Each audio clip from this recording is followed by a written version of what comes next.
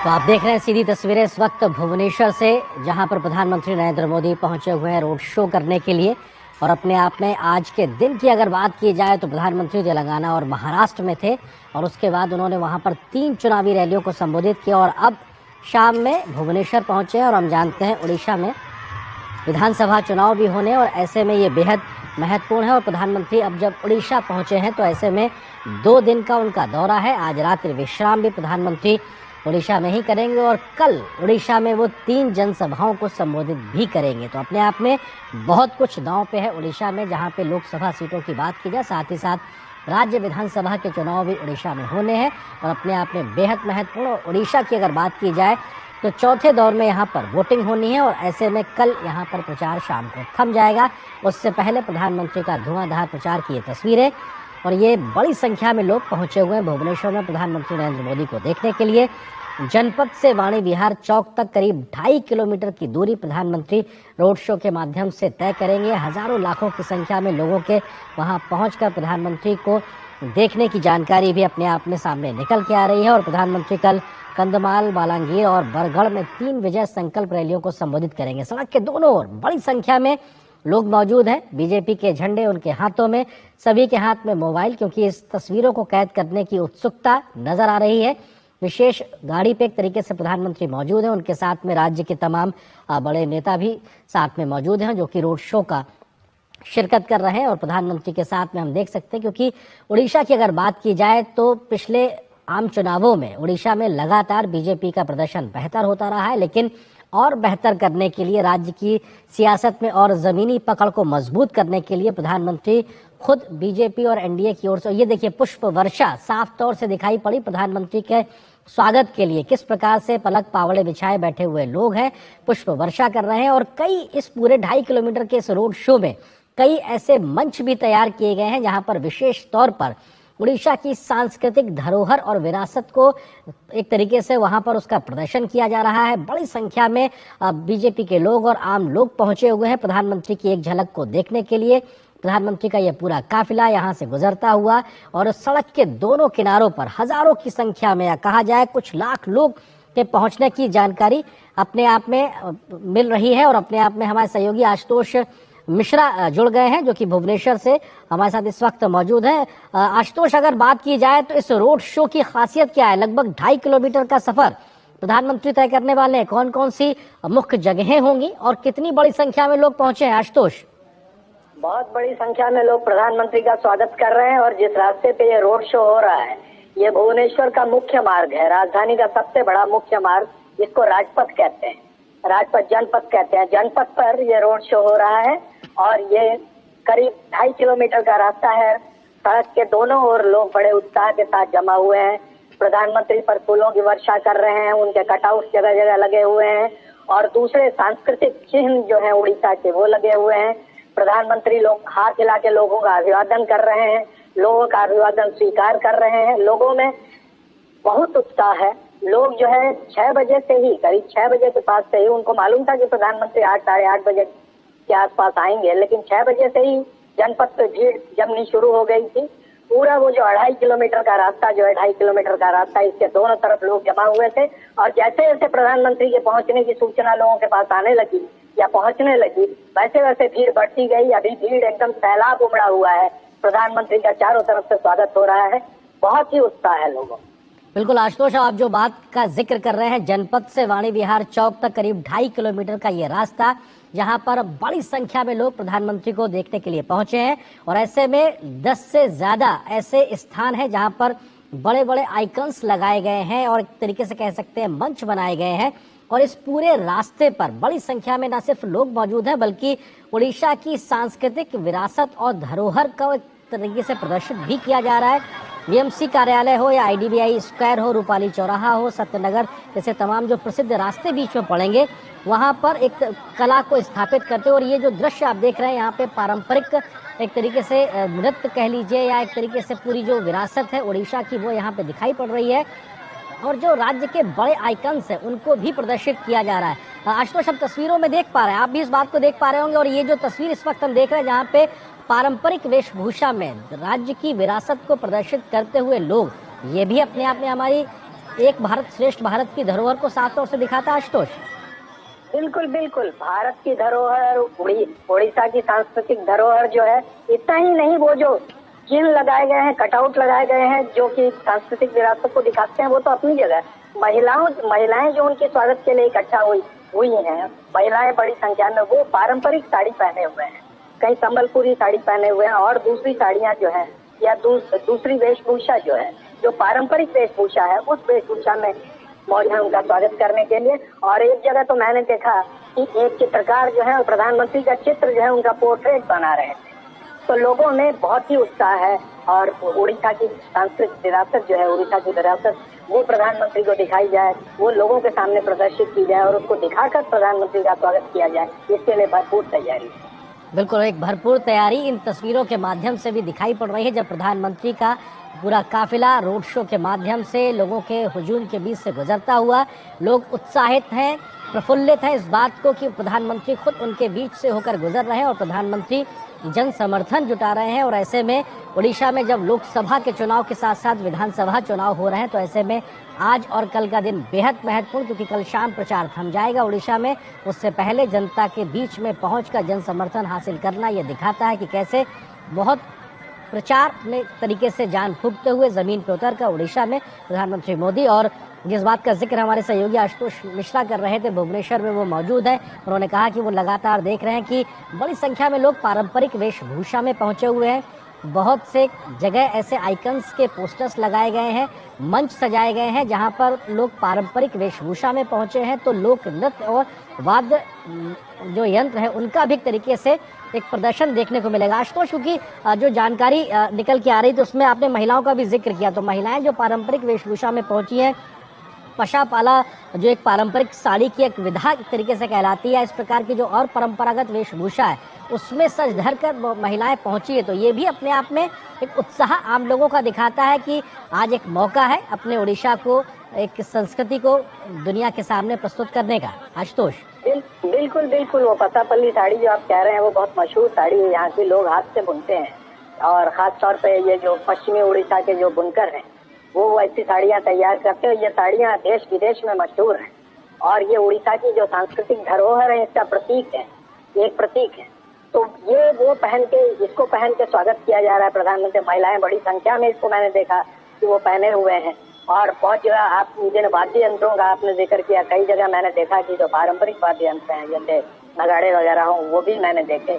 तो ये सब ये एक पूरी कोशिश है प्रधानमंत्री। तो चलिए, लोगों का उत्साह तो जो है वो अपनी जगह है और ये अपने आप में एक मौका है कि उड़ीसा की जो सांस्कृतिक विरासत है और लोगों का उत्साह जो है, जिस बात का हम और आप जिक्र कर रहे हैं, तस्वीरों में हम देख भी पा रहे हैं प्रधानमंत्री के विशेष वाहन के आगे करीब 150 महिलाओं की एक विशेष टोली है जो पशापाली की जो पारंपरिक वेशभूषा है उस साड़ी में है। साथ में सर पर उन्होंने साफा भी एक तरीके से बांधा हुआ है बीजेपी के रंग को लेकर। बीजेपी का जिस तरीके से जो कलर्स है, जो प्रतीक है उनके झंडे के प्रतीक है, वो एक तरीके से ये कोशिश दिखाई पड़ रही है कि परंपरा के साथ में बीजेपी कैसे राज्य की इस विरासत को आगे बढ़ाने के लिए आगे बढ़ रही है। तो आप जिस बात का जिक्र आशुतोष आप कर रहे थे वो तस्वीरों में भी साफ दिखाई पड़ रहा है उन महिलाओं की टोली से। आशुतोष बिल्कुल बिल्कुल बिल्कुल, ये मतलब आप ये समझ लीजिए कि ये भी दिखाने की कोशिश है कि बीजेपी या प्रधानमंत्री जो है वो अपनी तरफ से, इसको हम कहते हैं वो कमिटमेंट, कि हाँ यहाँ की जो परंपरा है उसको हमको बचाए रखना है, सिर्फ बचाए उसको बढ़ाना है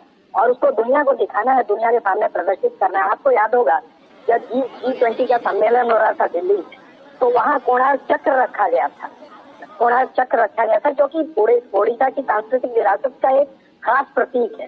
तो प्रधानमंत्री की हमेशा से ये कोशिश रही है कि वो जहाँ जाए वहाँ की सांस्कृतिक विरासत जो हो, वहाँ की संस्कृति जो हो, उभर कर लोगों के सामने आए और दुनिया को दिखे। यहाँ भी वही दिखाया जा रहा है।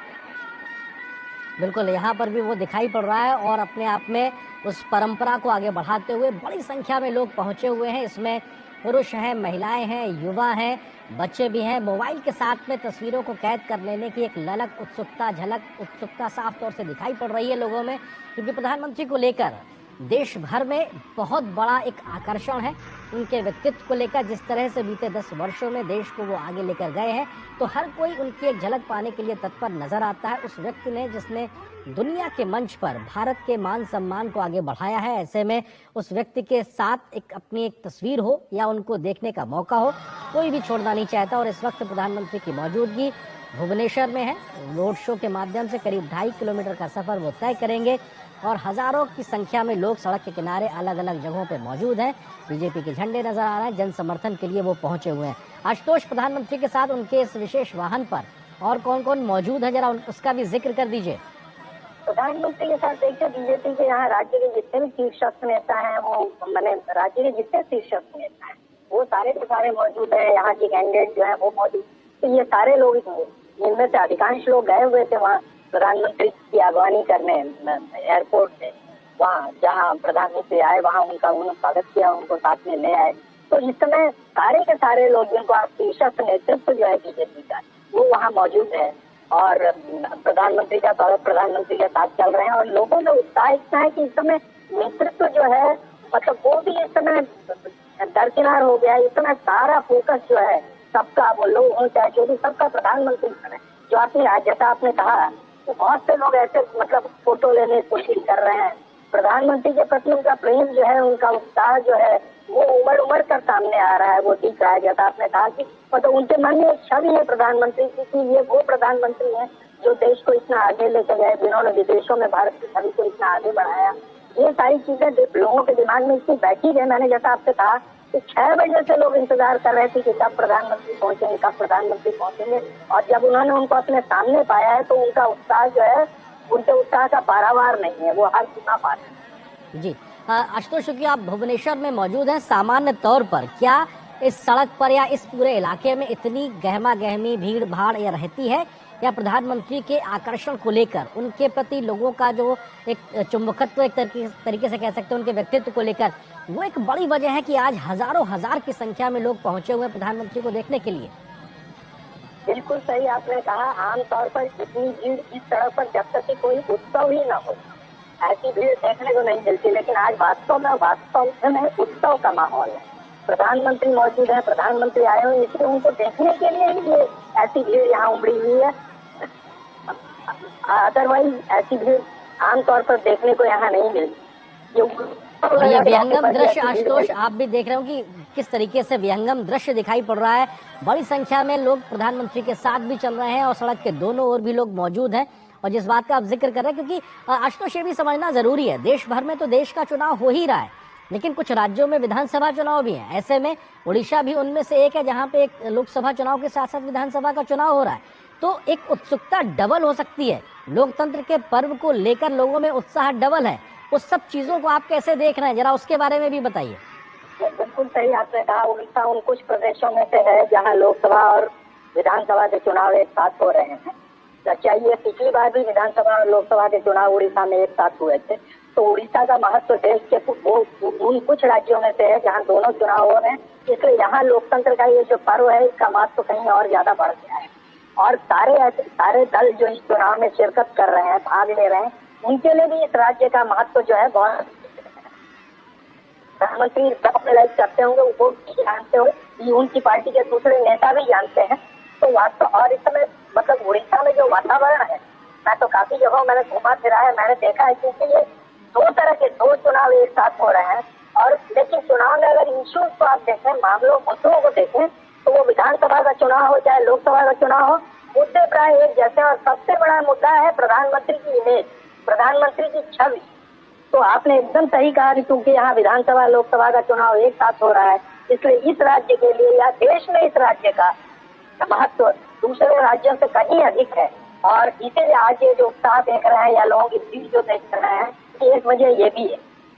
बिल्कुल, और ये उत्साह शायद डबल भी नजर आता है क्योंकि यहाँ दो चुनाव है, लोकसभा के विधानसभा के। लेकिन ये विहंगम दृश्य भी अपने आप में बहुत कुछ कहानी बयां करता है। बड़ी संख्या में लोगों की मौजूदगी, महिलाओं की वो टोली जो नाचते गाते और एक तरीके से शंखनाद करते हुए बीजेपी के पक्ष में आगे बढ़ रही है। 150 महिलाओं के आसपास की टोली जो पारंपरिक पशापाली जो साड़ी है उसमें मौजूद है। सर पर उन्होंने बीजेपी का साफा है, हाथ में बीजेपी के लिए समर्थन के लिए झंडा है और ऐसे में वो आगे है, महिलाओं की एक टोली है। उसके बाद प्रधानमंत्री का विशेष जो एक तरीके से वाहन है उस पर वो मौजूद है और लगातार दोनों सड़क किनारे की ओर प्रधानमंत्री का जन समर्थन जुटाने की कोशिश है। जो भी व्यक्ति किसी भी ओर खड़ा हो, किसी को निराश ना होना पड़े, प्रधानमंत्री की एक कोशिश होती है, चाहे वो दाईं ओर हो चाहे वो बाईं ओर हो।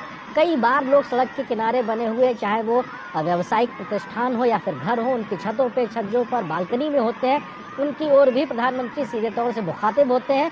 भले ही सीधा संवाद ना हो, लेकिन जिस प्रकार से चेहरे की भाव भंगिमाओं से, एक हंसी के माध्यम से उनके अभिवादन को वो स्वीकार करते हैं, वो सीधे कनेक्ट करता है लोगों को कि यहाँ प्रधानमंत्री तक मेरी बात पहुँच गई। यहाँ प्रधानमंत्री को जो स्वागत के लिए हमने उनको कहा वो उन तक पहुंच गया। और ऐसे में आज देखा जाए तो प्रधानमंत्री का दिन भर धुआंधार प्रचार देखने को मिला है आशुतोष, क्योंकि ये भी बहुत जरूरी है इस बात को देखना कि प्रधानमंत्री आज 3 चुनावी रैलियां करते हैं, उसके बाद इस वक्त 2.5 किलोमीटर के आसपास का लंबा रोड शो कर रहे हैं।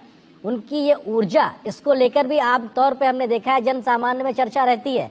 उड़ीसा में किस प्रकार की बातें प्रधानमंत्री की इस ऊर्जा को लेकर होती है, कुछ उसके बारे में भी कहिए। नहीं, एकदम सही आपने कहा है। मैं लोगों से बातचीत भी कर रहा था, लोग भी यही कह रहे थे कि देखते हुए रोड शो करके आ रहे हैं, देश भर में अलग अलग जगहों पर प्रचार करके आ रहे हैं, लेकिन लोग उनकी जो शक्ति है, उनकी जो ऊर्जा है, उनका जो स्टेमिना है, उसकी लोग दाद दे रहे थे कि देखिए इतना सब करने के बाद। और कहीं भी उन्होंने लोगों को निराश नहीं किया है, कहीं भी ऐसा नहीं हुआ कि नहीं उन्होंने कहा कि नहीं मैं यहाँ आऊंगा और वहाँ नहीं गए। उन्होंने हमेशा कोशिश की है कि अगर उन्होंने कोई वायदा किया तो वो पूरा किया। मैं सिर्फ चुनावी वायदों की बात नहीं कर रहा हूँ, मैं कैंपेन वायदों की भी बात कर रहा हूँ। अगर उन्होंने कहा कि कहीं वहाँ पहुंचेंगे और ऐसे साथ पहुंचेंगे, तो जिस समय पे उन्होंने कहा उस समय पर पहुंचे और जरूर पहुंचे। इसमें आपकी ऊर्जा की चर्चा की बात, इसकी बहुत चर्चा लोग, हर आदमी चर्चा कर रहा था कि देखो मैंने ये एक नेता तो इतना उत्साहित है हमसे मिलने के लिए, वहाँ पर प्रचार करने के लिए हमसे मिलने के लिए रोड शो करने के लिए आ रहे हैं। लोगों में उत्साह था और लोगों ने पूरी प्रधानमंत्री जी की ऊर्जा। बिल्कुल आशुतोष, आप जो बात कह रहे हैं उसमें एक चीज मैं ये भी जोड़ना चाहूंगा कि उड़ीसा में भले ही एक संवाद के लिए भाषा एक थोड़ा सा एक अंतर भले ही क्रिएट करती हो, बावजूद उसके जो प्रधानमंत्री ने काम किया है उसको लेकर सीधी बात पहुंचती नजर आती है आम जनमानस तक। तभी शायद इस प्रकार का उत्साह और उमंग आम लोगों में, उड़ीसा के आम लोगों में दिखाई पड़ रहा है। क्योंकि अगर आप सीधी बात, अगर आपकी भाषा समान नहीं है, बावजूद उसके आपके अंदर इतना एक उत्साह देखने को मिल रहा है, तो शायद काम है जो कनेक्ट कर रहा है। किस तरह से आप इस बात को देखते हैं? नहीं, बिल्कुल सही कह रहे हैं आप। यहाँ जो है भाषा कोई व्यवधान है ही नहीं। एक तो हिंदी ऐसी भाषा है जिसको उड़ीसा में अधिकांश लोग समझते हैं, लेकिन भाषा वैसे भी कभी कोई व्यवधान यहाँ रही नहीं। जहाँ तक प्रधानमंत्री जी की छवि की बात, उनकी छवि ऐसी है कि लोग जानते हैं कि उनका काम बोलता है, उनको जबान से बोलने की जरूरत नहीं, वो जो कहना चाहते हैं उनका काम बताता है।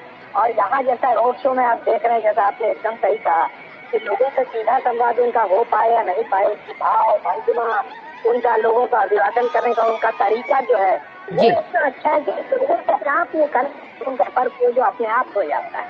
तो ये अपने आप में उनका काम बोलता है, लोग उनके काम की प्रशंसा करते हैं। बिल्कुल, काम बोलता है, लोग उनके काम की प्रशंसा करते हैं। आशुतोष, आप हमारे साथ बने रहिए लगातार, और हमारे साथ में हमारे वरिष्ठ सहयोगी विनोद मिश्रा जी भी इस वक्त जुड़ गए। उनसे भी हम इस पूरे रोड शो को लेकर, या कहा जाए इस वक्त की सियासत या राजनीति की गर्माहट को लेकर भी बात करते हैं। विनोद जी, क्योंकि रैलियों में सीधा संवाद एक तरीके से होता है शब्दों के माध्यम से, लेकिन रोड शो की संवाद शैली अपने आप में अलग है। प्रधानमंत्री लगातार हम देख रहे हैं कि जब दिन भर वो रैलियां करते हैं तो शाम को कमोवेश हर दिन या हर दूसरे दिन वो किसी न किसी राज्य में, शहर में रोड शो के माध्यम से जनता से कनेक्ट करते हैं। रोड शो की इस शैली को लेकर आप किस तरह से देखते हैं, जनता से कनेक्ट करने को लेकर प्रधानमंत्री की इस पूरी प्रयास को, कोशिश को, इस पूरे चुनाव के बीच में? विनोद जी। देखिए, सबसे इम्पोर्टेंट चीज है, अभी आप जो लोग डिस्कस कर रहे थे, मैं सुन रहा था तो उसका भी, और आप लोग डिस्कस कर रहे थे कम्युनिकेशन को लेके, भाषा को लेके।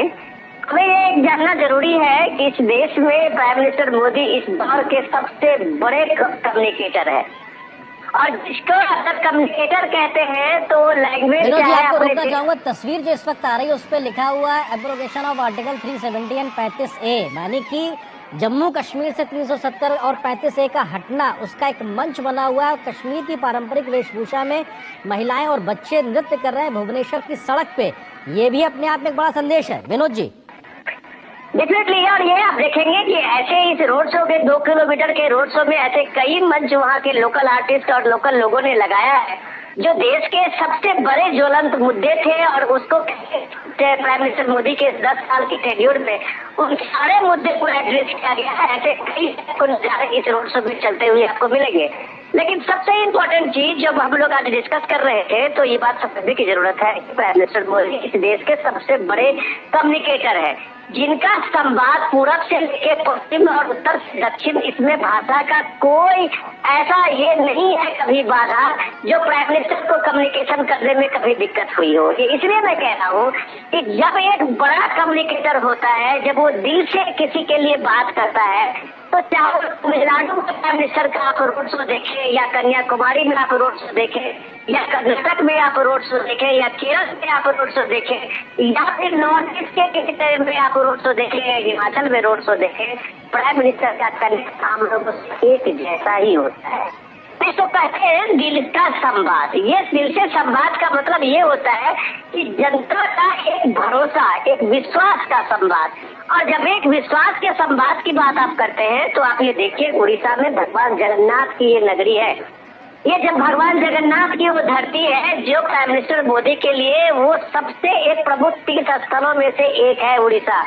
और हमें ये याद रखना चाहिए कि प्राइम मिनिस्टर मोदी इस दौर में उड़ीसा के कई बार दौरा किए हैं। आज ये चुनावी मौसम में दौरा करना, रोड शो करना एक अलग बात है, लेकिन जब डेवलपमेंट की बात हो, इंफ्रास्ट्रक्चर की डेवलपमेंट की बात हो, उड़ीसा के अलग अलग क्षेत्रों के विकास की बात हो, तब प्राइम मिनिस्टर की जब आप देखते हैं सिंसियरिटी और वो चीजें लोगों ने देखा है। तो ये रोड शो एक तरह से एक कार्ड होता है जब वो जनता के बीच में, तो जनता में वो किए हुए अपने जो काम है वो एक तरह से रिफ्रेश होता है, और वो सारे लोग उस प्राइम मिनिस्टर। विनोद जी, आपकी आवाज बहुत बेहतरीन से हम तक नहीं आ रही है। आशुतोष मिश्रा भी हमारे साथ लगातार भुवनेश्वर से जुड़े हुए हैं। आशुतोष, क्योंकि आपने देखा तस्वीरों में एक मंच पर कश्मीर का 370 हटना, 35A आर्टिकल का हटना, ये भुवनेश्वर में मंच के माध्यम से, बीजेपी के माध्यम से ये कोशिश की गई। वहाँ की सियासत के लिहाज से, क्योंकि ये राष्ट्रीय चुनाव है, उस लिहाज से कितना बड़ा और अहम एक मसला अपने आप में दिखाई पड़ रहा है आशुतोष आपको? वो जो आर्टिकल 370 की बात कर रहे हैं वो तो पूरे देश का मसला है, और मतलब यहाँ भी जो लोग हैं वो इस मसले से आपको सर हाल में एक फिल्म आई वो आर्टिकल 370 पे, वो यहाँ भुवनेश्वर में लगी थी, बहुत लोगों ने उसको देखा, और उस फिल्म के बाद से इसको इसलिए पे चर्चा और ज्यादा बढ़ी। और मैं आपको बताऊं कि ये जब हटा था भुवनेश्वर में, विशेषकर जो बुद्धिजीवी वर्ग है, बुद्धिजीवी वर्ग में इसकी अच्छा, और लोगों ने प्रधानमंत्री की इस बात के लिए दाद दी कि इनके पहले ये मसला बहुत दिनों से बना हुआ है, कश्मीर का मसला बना हुआ था, लेकिन इसको कोई प्रधानमंत्री हल करने की हिम्मत नहीं कर रहा। इस हिम्मत के साथ उन्होंने इसको हल किया और आर्टिकल 370 को हटाया और वहाँ की स्थिति को नॉर्मलाइज की कोशिश की। आज अगर वहाँ स्थितियों में सुधार हुआ है तो इसकी बहुत बड़ी वजह ये है कि आर्टिकल 370 को हटाया गया। तो इस बात पर चर्चा अभी भी जारी है, और ये वास्तव में बहुत बड़ा सिंबल है और प्रधानमंत्री की छवि से कनेक्टेड है, और इसकी चर्चा लोगों में बराबर होगी। बिल्कुल, और ये अपने आप में तस्वीरें इस बात को बयां कर रही हैं कि कितनी बड़ी संख्या में भुवनेश्वर में जन समूह उमड़ पड़ा है। आज मुख्य मार्ग जो कि जनपद से वाणी विहार चौक के बीच का लगभग 2.5 किलोमीटर का रास्ता, जहां प्रधानमंत्री इस रोड शो में इस वक्त शामिल हैं, और अपने आप में बहुत बड़ी संख्या में सड़क के दोनों ओर लोग पहुंचे हुए। और ये वो तस्वीर जिसका भी हम जिक्र कर रहे थे, डल झील नजर आ रही है, abrogation of article 370 and 35A, इसका भी एक तरीके से यहाँ पे बात रखी गई है, क्योंकि राष्ट्रीय सुरक्षा को लेकर समान तरीके से सब जगह सबको हक मिल सके, उस लिहाज से ये अपने आप पे बहुत बड़ा दशकों पुराना ज्वलंत मसला था, जिसको पर हर एक भारतवासी को गर्व होता है कि हाँ, एक देश में 2 विधान संविधान नहीं हो सकते, ऐसे में एक देश एक विधान एक संविधान हो, ये करके दिखाया 2019 में मौजूदा प्रधानमंत्री मोदी ने, तो उसको यहाँ पर एक सामने रखना ये दिखाता है कि कितने बड़े बड़े फैसले लिए गए हैं बीते 10 वर्षों में, और शायद उसी बात के माध्यम से जनता से जन समर्थन की बात कही जा रही है। और प्रधानमंत्री भी लगातार मोदी की गारंटी के नाम से जनता को उन बातों का जिक्र कर रहे हैं। हमारे सहयोगी विनोद मिश्रा जी भी हमारे साथ लगातार बने हुए। विनोद जी, आप जिस बात का जिक्र कर रहे थे, कनेक्ट और संवाद, उस शैली के लिहाज से देखा जाए मौजूदा चुनाव में अपने आप में एक बेजोड़ प्रयास और बेजोड़ सफल कोशिश के तौर पर प्रधानमंत्री मोदी लगातार जमीन पर धुआंधार रैलियां, रोड शो के माध्यम से जुटे हुए हैं। विनोद जी, और ये देखिए कि उड़ीसा जितने लोकसभा के साथ साथ में वहाँ विधानसभा का भी चुनाव है, और प्राइम मिनिस्टर मोदी का जो लगातार उड़ीसा के साथ में ये कनेक्ट है। और जो ये आप कम्युनिकेशन की बात करते करते हम लोग इस बात को देखें कि आज का जो रोड शो है वो एक तरफ से ये पब्लिक के एक जन समर्थन का एक सैलाब आप दोनों का साथ में देख रहे हैं भुवनेश्वर के साथ पहुंचे। और जब ये इसका सैलाब अपने नेता के लिए देखते हैं तो आप अंदाजा लगा सकते हैं कि उस नेता की अपनी पहुंच, और वो कम्युनिकेशन की जब बात हम लोग कर रहे थे तो उसने डायरेक्ट लोगों से किस तरह का संवाद बनाया है, ये भी हम साफ तौर से देखते हैं। बदले हुए नजारे में आप देखिए कि इस बार 2024 के चुनाव में आते आते लोकसभा और विधानसभा के चुनाव में सीधा अगर आप वहाँ मुकाबला देखें तो बीजेपी और बीजेडी के बीच में है। वहाँ कांग्रेस इस बार अपने एग्जिस्टेंस के लिए ही लड़ते हुए दिख रही है। मुकाबला सीधा बीजेपी और बीजेडी के बीच में है, और ये बीजेपी और बीजेडी के बीच में जो ये चुनाव है तो बीजेपी के लिए इस बार एक मौका है।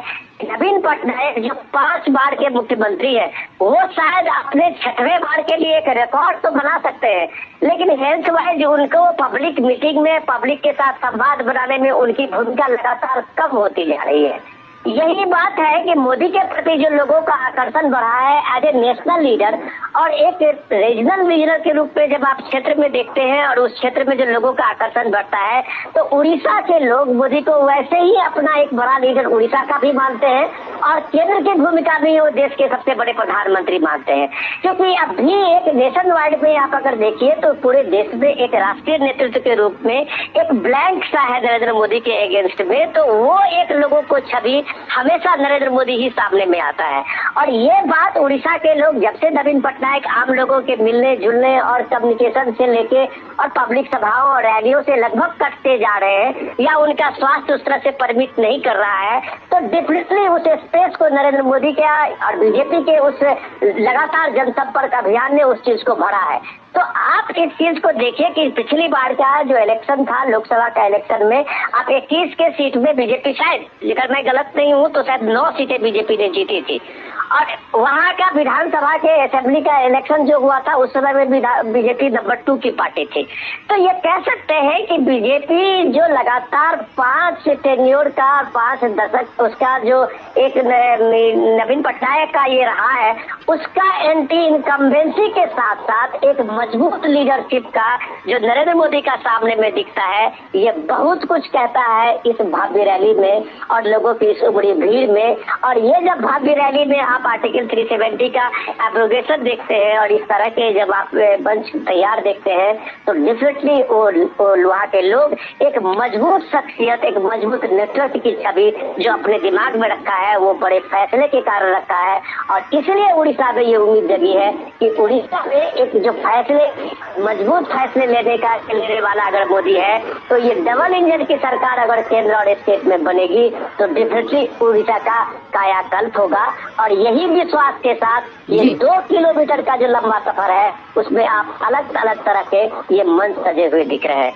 विनोद जी, क्योंकि हमने देखा था कि जब प्रधानमंत्री पहले वंदे भारत का जिक्र भी है, वंदे भारत ट्रेन दिखाई पड़ रही है यहाँ मंच पे और निश्चित तौर से प्रधानमंत्री का कटआउट और 2 वंदे भारत ट्रेन, ये दिखाता है नए विकसित भारत के संकल्प में कैसे नई परिपाटी को भी लाया गया है और एक रूप स्वरूप बदलकर नई तकनीक के आधार पर दुनिया के साथ कदम ताल मिलाकर कैसे भारत आगे बढ़ सके, उस गति को पा सके, उस गति की शक्ति को हासिल कर सके।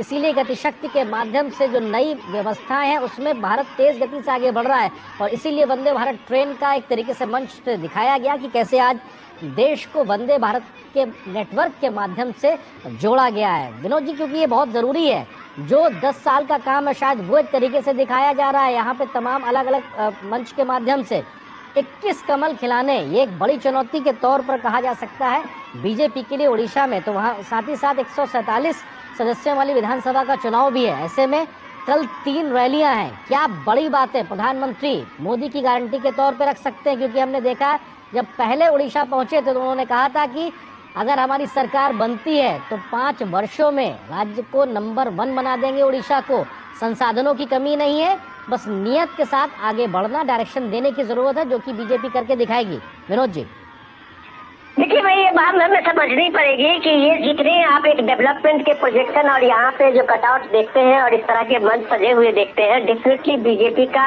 अपने संकल्प यात्रा के साथ ही ये अभियान हुआ था। और बीजेपी के संकल्प यात्रा में अगर आप विकसित भारत संकल्प को ले तो उसमें सिर्फ डेवलपमेंट, इंफ्रास्ट्रक्चर डेवलपमेंट और वहाँ का जो सबसे जो बेसिक चीजें थी लोगों के सामने में, और वहाँ जिस तरह से उड़ीसा जैसे गरीब स्टेट में जो सोशल वेलफेयर स्कीम हो या प्रधानमंत्री कल्याण योजना हो, प्रधानमंत्री आवास योजना हो, ये सारी चीजें एक तरह से बीजेपी के लिए शो केस था जिसको वो प्रेजेंट कर सकते थे। लेकिन अचानक जब आप ये देखिए कि जिस दौर में इलेक्शन का ये कैंपेनिंग शुरू हुआ, अगर नेशनल स्टेट पूरे नेशनल वाइड में देखे राष्ट्रीय परिप्रेक्ष्य में, तो आप उसके बाद देखिए कि पूरे तरह से इस पूरे इलेक्शन के नैरेटिव्स को इंडिया गठबंधन ने बड़ी तरह चालाकी से चेंज किया और वो विकास के मुद्दे पे और डेवलपमेंट के मुद्दे पे बजाय बात करने का सीधे सीधे नैरेटिव को संविधान खतरे में है, लोकतंत्र खतरे में है, भला भला ये सारे मुद्दे लेके उन्होंने इस नैरेटिव को बताना शुरू किया।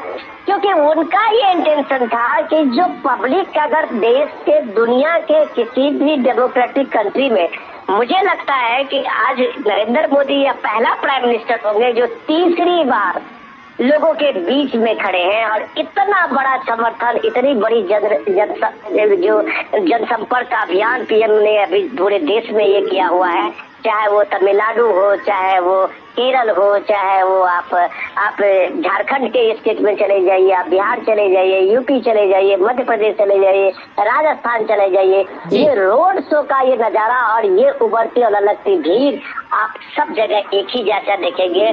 और वो जो विश्वास है, वो जो भरोसा है, वो प्राइम मिनिस्टर का वो काम है जो लोगों में इस बात का संदेश दिया कि जो कहा तो किया।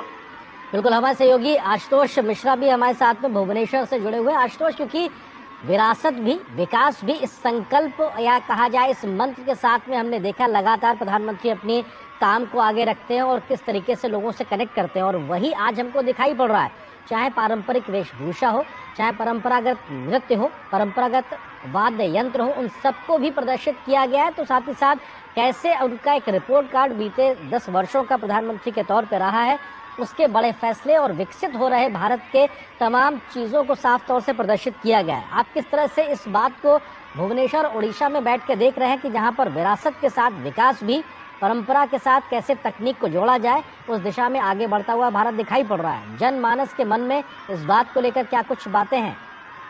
बिल्कुल सही कह रहे हैं आप। यहाँ पूरा प्रयास है कि प्रधानमंत्री जी के पिछले 10 सालों का रिपोर्ट, उसका पिछले 10 सालों की सरकार की उपलब्धियाँ ये लोगों के सामने रखी जाए, लोगों को बताया जाए कि भारत कैसे विकसित हुआ है, क्या बड़े निर्णय लिए गए हैं इस सरकार द्वारा। जैसे आपने आर्टिकल 3 की बात, आपने वंदे भारत एक्सप्रेस के कटआउट की बात की, तो ये लोगों को ये दिखाने का प्रयास है कि क्या बड़े निर्णय लिए गए हैं इस देश के हाथ में, इस देश के लोगों के लिए, और क्या बड़े काम किए गए हैं इस देश को आगे बढ़ाने के लिए, चाहे वो इंफ्रास्ट्रक्चर डेवलपमेंट, ढांचागत विकास की बात, ये पूरे और की बात। तो परंपरा अपनी जगह, विकास अपनी जगह, इन सबको मिला के समष्टि में भारत को ऊपर ले जाने का जो प्रयास, उसको मिला जुला कर ये प्रयास कैसे हो रहा है, इसको दिखाने की कोशिश की गई है। और उड़ीसा के संदर्भ में ये बहुत महत्वपूर्ण है। इसलिए महत्वपूर्ण है कि इस बार मैं बताऊं, वैसे तो उड़ीसा हमेशा से राजनीतिक दृष्टि से महत्वपूर्ण रहा है, लेकिन लुकिंग पॉलिसी जो है भाजपा की और इस सरकार की जो लुकिंग पॉलिसी है, उसका उड़ीसा एक अभिन्न अंग है। मैं ये सिर्फ इसलिए नहीं कह रहा कि यहाँ 21 लोकसभा की सीटें हैं और 147 विधानसभा की सीटें हैं जिनमें इस साल चुनाव हो रहा है। पिछली बार बीजेपी ने यहाँ 8 लोकसभा की सीटें जीती थी। अगर आप इस 214 के चुनाव से तुलना करें तो वो बहुत बड़ा जंप था, क्योंकि 214 में उनके पास सिर्फ 1 सीट, 2009 में कोई लोकसभा सीट नहीं। और 2019 में सीधे छलांग मार के वो 1 से 8 पे आ गए। और वो सिर्फ प्रधानमंत्री नरेंद्र मोदी की पॉपुलैरिटी जो है, उनके प्रति लोगों का जो प्यार है, उनको एक बहुत बड़ा तबका था लोगों का जो उनको प्रधानमंत्री के तौर पर दोबारा देखना चाहता था, इसलिए बीजेपी को वो सीटें मिली। तो इस बार बीजेपी या इस प्रधानमंत्री जी के लिए, प्रधानमंत्री देखिए उन्होंने बरमपुर में उस दिन उनकी पहली चुनावी रैली हुई, वहाँ प्रधानमंत्री ने सीधे सीधे लोगों का आह्वान किया कि आप डबल इंजन की सरकार बनाने में हमारी मदद करें, उड़ीसा में हमको एक मौका दें, हम भारत को विकसित करके उड़ीसा को भारत का नंबर 1 राज्य बना के दिखा दें। तो ये प्रयत्न हमेशा से उनका रहा है। और आज जो आप इस रोड शो में देख रहे हैं, ये इस प्रयत्न को दिखाने कि क्या करेंगे प्रधानमंत्री, क्या करेंगे अगर सरकार आएगी, अगर सरकार बन जाए यहाँ, ये इसको दिखाने का एक प्रयास। बिल्कुल आशुतोष, क्योंकि ये जो रोड शो चल रहा है थोड़ा सा किन किन रास्तों से, किन किन प्रमुख जगहों से होके गुजर रहा है, थोड़ा सा इसके बारे में भी बताइए। और क्या उनके महत्व है उस जगहों के, या उन कुछ खास पड़ने वाले जगहों को अगर कोई खास महत्व है तो उसको लेकर आप कुछ कहना चाहेंगे? नहीं, बिल्कुल मैं आपको बता दूं, जैसे मैंने ये बताया है कि आप ये भुवनेश्वर का, मतलब इसको आप भुवनेश्वर का राजमार्ग है, ये जनपद जिसको हम थॉरोफेयर कहते हैं, सबसे बड़ा थॉरोफेयर ये भुवनेश्वर का है। ये जहाँ से ये भाजपा कार्यालय के पास से ये शुरू हुआ, ये कारवां जो है वहाँ से शुरू हुआ। उसके बाद राम मंदिर है, इससे ठीक बाद राम मंदिर है, वहाँ से राम मंदिर से होता हुआ ये आगे गुजरा। उसके बाद रूपाली स्क्वायर है, रूपाली छत है, फिर वहाँ से आगे वाणी विहार जो यहाँ यूनिवर्सिटी हॉस्टल यूनिवर्सिटी का मेन कैंपस, वहाँ जो है यहाँ तक, वहाँ तक का रास्ता जो है। तो ये मुख्य मार्ग है भुवनेश्वर, आज से नहीं, ये जमाने के लिए भुवनेश्वर का मुख्य मार्ग, ये वो मार्ग है जहाँ हमेशा, मतलब जो लोगों को हमेशा से आकर्षित करता रहा है। इसका राजनीतिक महत्व है, इसका सांस्कृतिक महत्व है, और इसीलिए इस मार्ग को चुना गया है प्रधानमंत्री के रोड शो के लिए। तो ये हर जगह से जहाँ से गुजरा है वहाँ मतलब ऐसे कटआउट रखे गए हैं, ऐसे चिन्ह रखे गए हैं जो कि सरकार की, या तो सरकार की उपलब्धियों को दिखाएं, या फिर सरकार क्या करना चाहती है उसको दिखाएं, और राज्य की सांस्कृतिक विरासत को दिखाएं।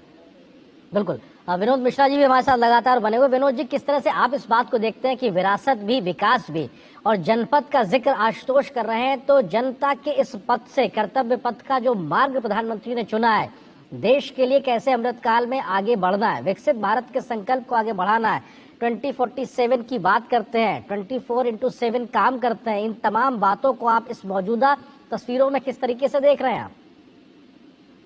देखिए, मैं सुन रहा था, अपने रिपोर्टर आशुतोष जी बता रहे थे, आपने बढ़िया सवाल पूछा था। सवाल ये है कि जो सांस्कृतिक विरासत की बात आप जब कहते हैं कि ये सांस्कृतिक विरासत तो उड़ीसा में, जब आप पुरी में जगन्नाथ की बात करते हैं तो आप ये देखिए कि आपको याद होगा कि पुरी के जगन्नाथ कहते हुए वो भगवान जगन्नाथ की वो पूरी दुनिया में जो फैली हुई उनकी एक शख्सियत है, जगन्नाथ के नाम आप जब कहते हैं तो सीधे सीधे आपको उड़ीसा जहन में आता है। जब आता है तब उसके साथ साथ आपको उस वैष्णव संप्रदाय और वो कृष्ण को मानने वाले को लगातार पूरे उड़ीसा के साथ चलते हुए पश्चिम बंगाल और बिहार से होते हुए आप ये देखिए पूरे देश के जनमानस में तो वो एक उसके मानस पटल में है जो उड़ीसा के सांस्कृतिक विरासत है। और यही सांस्कृतिक विरासत उड़ीसा के आप कह सकते हैं कि उसके संस्कृति उसके सबसे मूल आधार है, उसके टूरिज्म का, उसके छोटे मोटे जितने कारोबार हैं, हस्तकला हो चाहे जितने भी उसके हस्तकरघा हो या जो भी छोटे कारीगर हो, ये सारे चीजें इसी व्यवस्था से जुड़े हुए हैं।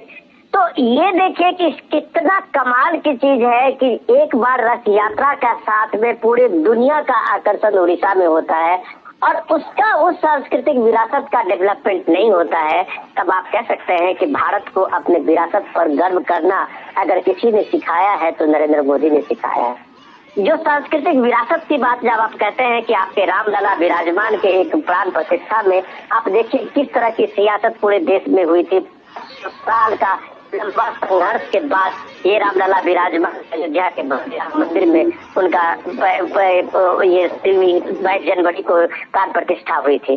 तो ये सवाल लोगों के जहन में है क्योंकि सांस्कृतिक विरासत में के नाम पे उड़ीसा में कोई कंप्रोमाइज नहीं है, न कोई लेफ्ट है, न राइट है, न मिडिल है। उनके सामने में उनका आदर्श भगवान जगन्नाथ है।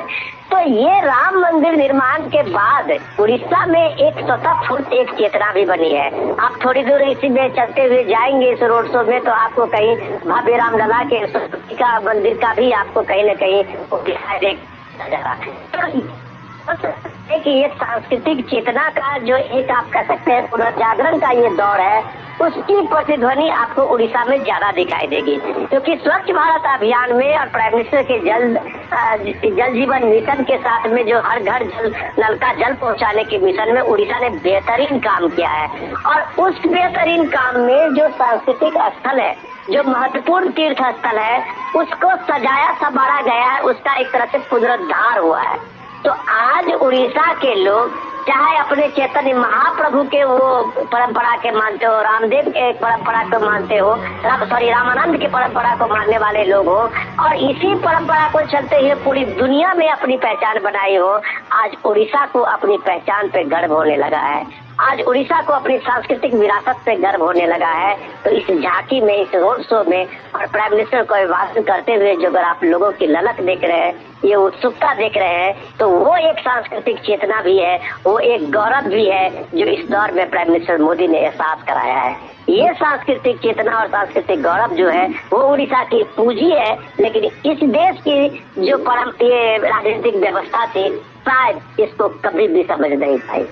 बिल्कुल, और ये अपने आप में बहुत जरूरी है कि विरासत भी और विकास भी कैसे एक सामंजस्य बनाकर आगे बढ़ा जा सकता है, उसका बेहतरीन उदाहरण हमने कुछ वर्षों में देखा है और उसका एक प्रतिध्वनि भी साफ तौर से दिखाई पड़ती है। आशुतोष हमारे साथ लगातार बनेंगे भुवनेश्वर से। आशुतोष, क्योंकि हम परंपरा विरासत की बात कर रहे हैं और बात इस वक्त भुवनेश्वर उड़ीसा की हो रही है, तो जो जानकारी मिल रही थी प्रधानमंत्री के इस रोड शो में कई जगहों पर इस प्रकार की भी व्यवस्थाएं की गई हैं जहां पर उड़ीसा के पारंपरिक वाद्य यंत्रों की धुन भी सुनाई पड़े प्रधानमंत्री को, इसकी व्यवस्था भी की गई है। प्रधानमंत्री मोदी के स्वागत में पारंपरिक वाद्य यंत्रों का जिक्र किया जाए तो उसमें झांझ, मृदंगम, धुड़ीकी और इसके अलावा दसकठिया जैसे तमाम जो पारंपरिक वाद्य यंत्र हैं, इनका भी एक तरीके से व्यवस्था की गई है। इसको लेकर क्या जानकारी आप साझा करना चाहेंगे? मैडम बिल्कुल सही कह रहे हैं आप। उड़ीसा के जो पारंपरिक वाद्य यंत्र हैं, जैसे वो मतलब वो झांझ हो और या चाहे वो मार्दल हो, वो ड्रम्स हो, तो ये सब जो पारंपरिक वाद्य यंत्र हैं ये तो मौजूद थे। प्रधानमंत्री का स्वागत करते थे, इनका प्रयोग किया गया, रैली में भी मौजूद लोग इनको लेके मौजूद हैं और पारंपरिक वस्त्र पहने हुए हैं और इसको बजा रहे हैं ताकि और लोगों का स्वागत, वो प्रधानमंत्री का स्वागत भी कर रहे हैं। प्रधानमंत्री की रैली में इसको लेकर, प्रधानमंत्री रोड शो में इसको लेकर चल भी रहे हैं ताकि उड़ीसा के जो पारंपरिक वाद्य यंत्र है जो कि यहाँ की विरासत, सांस्कृतिक विरासत का हिस्सा है, उसको भी दिखाया जा सके। और जैसा कि अभी जिक्र हो रहा था कि उड़ीसा की सांस्कृतिक विरासत जो है उसमें यहाँ की धार्मिक विरासत जो है ये भी एक बहुत बड़ी चीज है। अभी मतलब जगन्नाथ जी की, भगवान जगन्नाथ की बात हो रही थी, तो वो तो जगत के नाथ है और उड़ीसा के मतलब विश्व देवता है। उड़ीसा के ही विश्व देवता सारा राष्ट्र जो है वो उनके आगे झुकता है, उनको मानता है।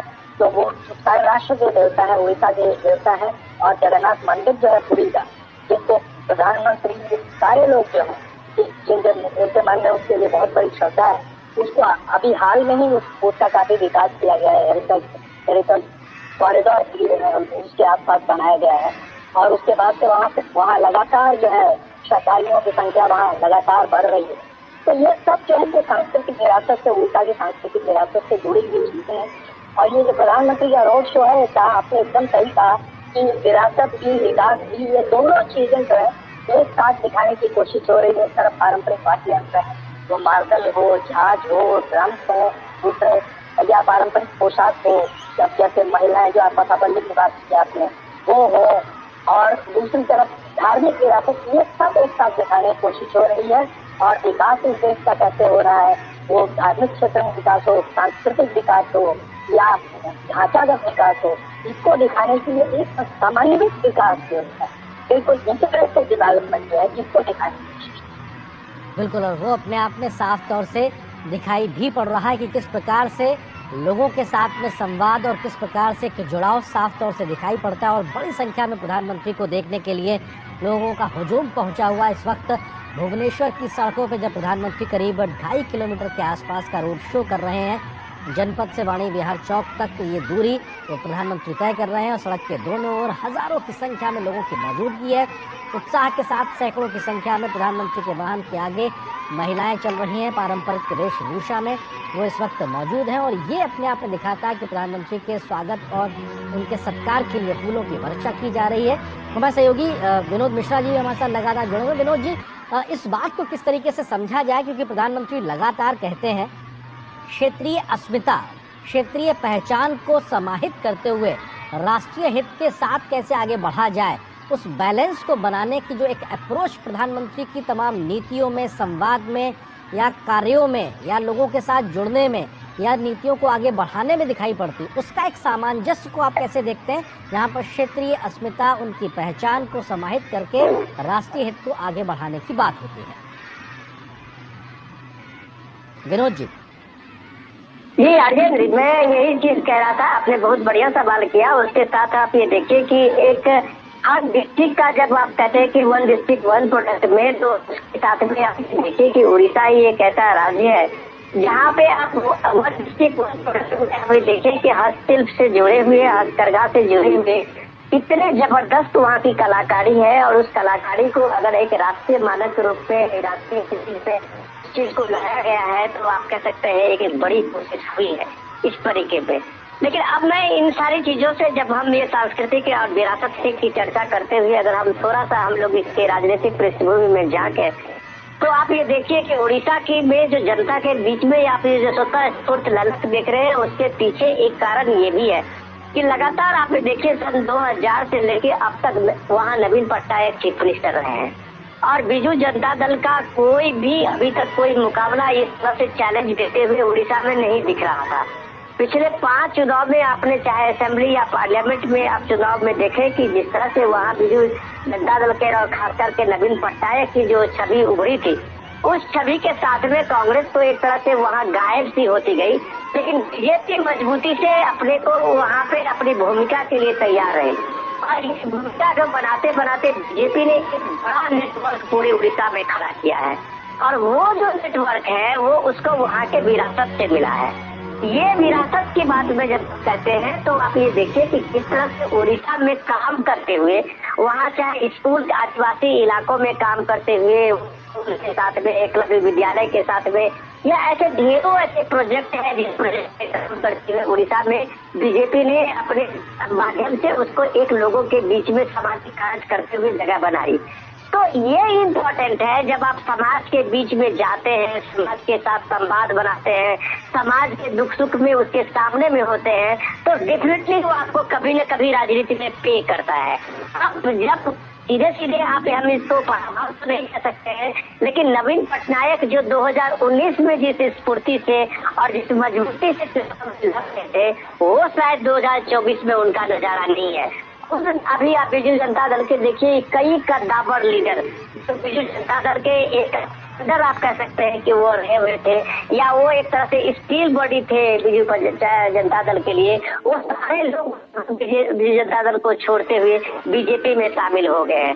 तो ये जो अब जो नवीन पटनायक की जो भूमिका है, एक टीम के रूप में बीजू जनता दल को अपने कोई इस लड़ाई में सामने में रखा है, लेकिन संवाद के रूप में, पब्लिक से कनेक्ट के रूप में, वहाँ नेतृत्व के रूप में अब नवीन पटनायक की भूमिका नहीं रह गई है। तो ये जो इस बार का जो 2024 की वो चुनौती जो है, वो बीजेपी ने एक बड़ी चुनौती बढ़ाई है बीजू जनता दल के लिए, और ये जो चुनौती है वो बीजेपी को लोकसभा के साथ साथ वहाँ के विधानसभाओं में काफी तेज दे रहा है। तो आप ये एक बात, हम इस बात को हमें समझने की जरूरत है कि बीजेपी इस बार उड़ीसा में बहुत अच्छा कर रही है। वो अच्छा करने के पीछे बीजेपी की एक लगातार कोशिश की है। अब आप देखिए हमारे महामहिम राष्ट्रपति भी वहाँ उड़ीसा से आते हैं, तो उस ट्राइबल इलाके से आते हैं जहाँ आप इसको कल्पना नहीं कर सकते थे कि जिस इलाके में कभी कोई बच्ची, कभी कम से कम आदिवासी बच्ची स्कूल जाती होगी, वहाँ उसने अपनी मेहनत से, अपनी लगन से महामहिम जो हमारी राष्ट्रपति है वो किस तरह से वहाँ संघर्ष करती रही है, और उसके बाद वो शिक्षिका भी बनती है स्कूल की, और उसके साथ साथ अपने सामाजिक कार्यों से बीजेपी के साथ जुड़ती भी है और वहाँ मंत्री भी रहती है। उस 2000 के समय में जब बीजेपी और नवीन पटनायक की सरकार बनी थी, जहाँ तक मुझे याद है जी। तो ये सारी चीजें जब डेवलपमेंट आप ये देखिए तो इस डेवलपमेंट में आपको पक्का यकीन होगा कि बीजेपी अचानक उठ के आज वहाँ पे अपना इस तरह के माहौल चुनौती वाला जो उनका सिचुएशन बनाया है नवीन पटनायक को, अचानक नहीं हुआ है। इसके लिए उनका लंबा संघर्ष है और मोदी जी में, खास करके प्राइम मिनिस्टर मोदी में ये खासियत है कि वो अपने कार्यकर्ताओं से, अपने जो वहाँ पे कैडर से लगातार संपर्क करते हैं, उनसे संवाद करते हैं और वो संवाद और संवाद की जो आप इस तरह से नतीजा देखते हैं, उसका परिणाम देखते हैं, इस रोड शो में देखते हैं। क्या कल्पना कर सकते थे बीजेपी के और प्राइम मिनिस्टर मोदी के रोड शो में ये 3 किलोमीटर तक लगातार इस तरह की लंबी लंबी कतारें में और उमड़ती हुई होगी। तो ये भीड़ जो है वो उस कार्यकर्ताओं का वही उत्साह है और ये भीड़ जो है वो प्राइम मिनिस्टर मोदी का वो कनेक्शन है जो उड़ीसा में लगभग अपने सारे कार्यकर्ताओं के साथ बनाया है। आशुतोष मिश्रा भी हमारे साथ लगातार बने हुए। आशुतोष, क्योंकि जो बात विनोद जी कह रहे हैं उसको आप किस तरह से देखते हैं? हर दिन नया होता है और हर चुनाव अपने आप में नई प्रकार की परिपाटी का होता है। 2014-19 के बाद 24 में जब हम बात कर रहे हैं तो देश के बड़े क्षेत्रीय क्षत्रपों की जब बात होती है तो नवीन पटनायक का नाम निश्चित तौर से आता है। उन्होंने लगातार राज्य को एक तरीके से नेतृत्व दिया है बीजेडी के माध्यम से, लेकिन मौजूदा समय में चुनाव से पहले जैसे उनके साथ बड़े बड़े उनके सिपह सालार उनका साथ छोड़कर बीजेपी के साथ खड़े हुए हैं, ये क्या कहानी बयां करता है? जिस प्रकार से विनोद जी नीतियों का जिक्र कर रहे हैं तो जो जमीन तक पहुंची है उसको आप किस तरह से वहां पे मौजूदा हालात में देख पा रहे हैं? महामहिम राष्ट्रपति के माध्यम से एक आदिवासी महिला का देश के सर्वोच्च पद तक पहुंचना, ये भी अपने आप में दिखाता है कि किस प्रकार की स्थितियां परिस्थितियां अपने आप में बदली हैं। इन तमाम फैक्टर्स को आशुतोष आप किस तरीके से देखते हैं 2024 की चुनौती में? नहीं, वो आप एकदम सही कह रहे हैं कि जहाँ तक महामहिम राष्ट्रपति का सवाल है वो तो हम सबके लिए गर्व का विषय है और खुशी का विषय है। एक आदिवासी महिला जिन्होंने इतना संघर्ष किया, वो यहाँ मंत्री रही, यहाँ की राजनीति में सक्रिय रही, शिक्षिका रही और उनका अपना जीवन जो है उसमें बहुत सी त्रासदियां रही, जीवन बहुत संघर्षमय रहा। ऐसी महिला अगर देश की ये सर्वोच्च पद पर जाती है तो ये सिर्फ उड़ीसा के लिए नहीं, सारे भारतवर्ष के लिए बल्कि सारे विश्व के लिए गर्व का विषय है कि ऐसी महिला भारत की राष्ट्रपति, और उनको बीजेपी ने, उनको सरकार ने चुना, उनको बढ़ावा दिया, वो उस पद पर पहुंची है। अपने आप में हम सबके लिए गर्व का विषय है, भारत के लिए गर्व का विषय है, उड़ीसा के लिए गर्व का विषय है और ये इसमें कोई पार्टी की कोई बात नहीं है। मुख्यमंत्री जी ने खुद इसको बड़े गर्व का विषय बनाया, तो ये सबके लिए गर्व का विषय, ये अपनी जगह। और दूसरी जगह ये सच है कि 2000 से आज तक शासन लगातार करते आ रहे हैं नवीन पटनायक और इनमें से 2 टर्म जो मतलब 2000 से 2004 और 2004 से 2009 ये जो है ये कोलिशन गवर्नमेंट की बीजेपी भाजपा के साथ, और उसके बाद 2009 में ये चुनाव के ठीक पहले ये कोलिशन टूट गया और उसके बाद से वो अलग अलग चुनाव लड़ते रहे, लेकिन मुख्यमंत्री वो 2000 से लगातार है। तो ये सच है कि आप 24 साल तक लगातार शासन करते हैं तो कहीं न कहीं थोड़ा बहुत एंटी इनकम्बेंसी फैक्टर जरूर कहीं न कहीं आता है और इस बात का एहसास मुख्यमंत्री जी को और उनकी पार्टी के लोगों को भी हो। और जहाँ तक ये पार्टी कुछ लोगों को छोड़ने की बात है तो एक नंबर है ये आया राम गया राम, ये भाजपा से ही कुछ लोगों ने छोड़ा है और जो गए हैं बीजू जनता दल में, बीजू जनता दल से लेकर ज्यादा लोग आए और क्योंकि बीजू जनता दल शासन वाली पार्टी थी तो वहां से जो लोग आए, जैसे कुछ पूर्व मंत्री थे तो ऐसे लोग आए तो उनकी चर्चा ज्यादा हुई।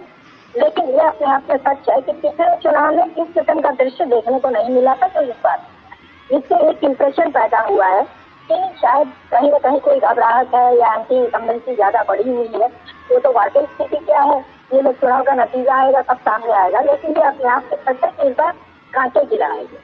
और जहाँ तक भाजपा का सवाल है, भाजपा जैसा मैंने आपसे कहा कि 2009 में जब दोनों पार्टियां अलग हुई और उन्होंने चुनाव लड़ना शुरू किया तो 2009 में जैसे 2009 के चुनाव के जब नतीजे निकले तो भाजपा के पास विधानसभा में सिर्फ 6 सीटें थी और लोकसभा में 2 सीटें।